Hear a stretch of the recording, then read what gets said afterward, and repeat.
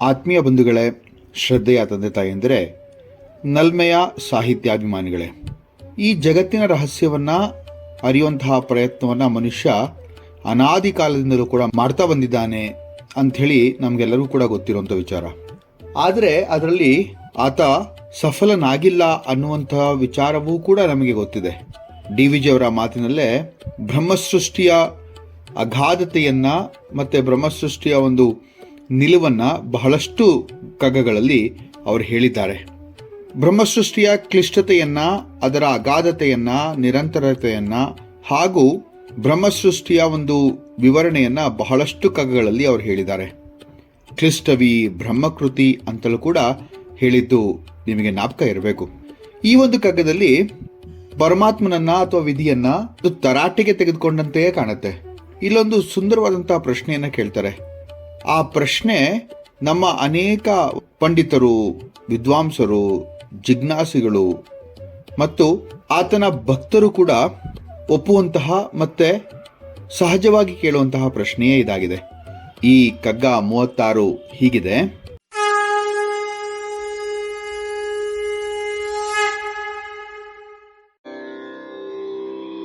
ಎಲ್ಲೆಲ್ಲಿಯುಂ ಮೋಹ ಸಂಭ್ರಾಂತಿಗಳ ಕವಿಸಿ ಸಲ್ಲದ ಕುಮಾರ್ಗದೊಳು ನಿನ್ನ ತಾನ್ ನಡೆಸಿ ಗೆಲ್ಲಲಿಲ್ಲವನ ಪರೀಕ್ಷೆಯೊಳಗೆಂದು ವಿಧಿ ಸೊಲ್ಲಿಪುದು ಸರಿಯೇನೋ ಮಂಕುತಿಮ್ಮ ಮಂಕುತಿಮ್ಮ.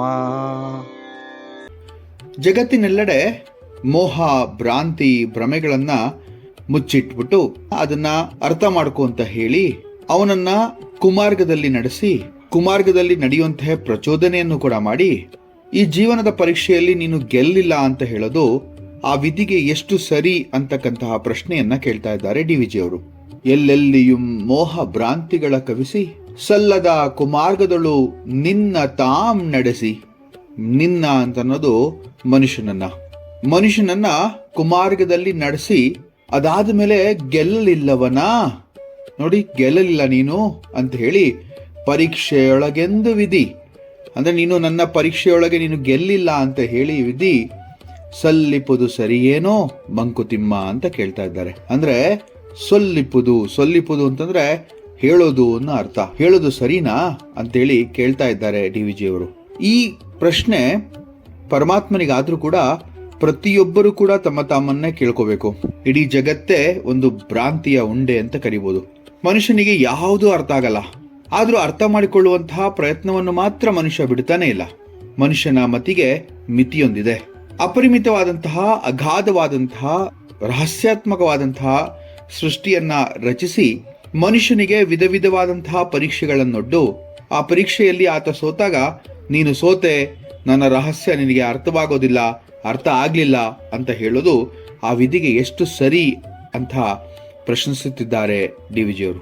ಮನುಷ್ಯನನ್ನ ಅಲ್ಪಮತಿಯನ್ನಾಗಿಸಿದವನು ಆ ಸೃಷ್ಟಿಯೇ ಅಲ್ಲವೇ, ಆ ಭಗವಂತನೇ ಅಲ್ಲವೇ, ಆ ವಿಧಿಯೇ ಅಲ್ಲವೇ? ಅವನ ಎಲ್ಲೆಗೆ ಮೀರಿದ ಕೈಗೆಟುಕದ ರಹಸ್ಯವಾದ ಸೃಷ್ಟಿಯನ್ನ ರಚಿಸಿ ನೀನು ಅಂದ್ರೆ ಮನುಷ್ಯ ನನ್ನನ್ನ ಅರಿಯೋದಕ್ಕೆ ಆಗಲ್ಲ ನಿನಗೆ ಅಂತ ಹೇಳಿದ್ರೆ ಅರ್ಥ ಏನಿದೆ ಅಂತ ಕೇಳ್ತಾ ಇದ್ದಾರೆ. ಮನುಷ್ಯನಿಗೆ ಬುದ್ಧಿ ಬಂದಾಗ್ಲಿಂದಲೂ ಕೂಡ ಈ ಸೃಷ್ಟಿಯ ರಹಸ್ಯವನ್ನ ಅರ್ಥೈಸಿಕೊಳ್ಳೋದಿಕ್ಕೆ ಸತತ ಪ್ರಯತ್ನ ಮಾಡ್ತಾನೇ ಬಂದಿದ್ದಾನೆ. ಆದರೂ ಅಲ್ಪಮತಿಗಳಾದ ನಮ್ಮಂತಹ ನರ ಮನುಷ್ಯರಿಗೆ ಇದನ್ನ ಅರ್ಥ ಮಾಡ್ಕೊಳ್ಳೋದು ಅಷ್ಟು ಸುಲಭ ಅಲ್ವೇ ಅಲ್ಲ. ಈ ಸೃಷ್ಟಿಯಲ್ಲಿ ಅಡಗಿರುವ ರಹಸ್ಯ ಭೇದನೆ ಈ ಹುಲುಮಾನವರಿಂದ ಆಗದೇ ಇಲ್ಲ. ಆತನ ಸೃಷ್ಟಿಯನ್ನ ತಿಳಿಯಲು ನಾನಾ ಪ್ರಯತ್ನಗಳನ್ನ ಮನುಷ್ಯ ಅನಾದಿ ಕಾಲದಿಂದಲೂ ಕೂಡ ಮಾಡ್ತಾ ಬಂದಿದ್ದಾನೆ, ಮಾಡ್ತಲೇ ಇದ್ದಾನೆ. ಆತ ತನ್ನ ಈ ಕಾರ್ಯದಲ್ಲಿ ಯಶಸ್ಸನ್ನ ಗಳಿಸಿಕೊಳ್ಳಲು ಎಷ್ಟೋ ಕುಮಾರ್ಗಗಳನ್ನ ತುಳಿದಿದ್ದು ಉಂಟು. ಈ ಸೃಷ್ಟಿಯ ಬಗ್ಗೆ ಎಲ್ಲರೂ ತಮ್ಮ ತಮ್ಮ ಅನುಭವಜನಿತವಾದಂತಹ ವಾದಗಳನ್ನೇ ಪ್ರತಿಪಾದಿಸ್ತಾರೆ ಹೊರತು ಯಾರಲ್ಲೂ ಕೂಡ ಅದಕ್ಕೆ ಸಾಕ್ಷಿಗಳಿಲ್ಲ. ಅವರು ವಾದವನ್ನ ಪ್ರತಿಪಾದಿಸಿದ ಮೇಲೆ ಅದರ ಪುಷ್ಟೀಕರಣಕ್ಕೋಸ್ಕರ ಹಲವು ಕುಮಾರ್ಗಗಳನ್ನ ಅನುಸರಿಸ್ತಾರೆ.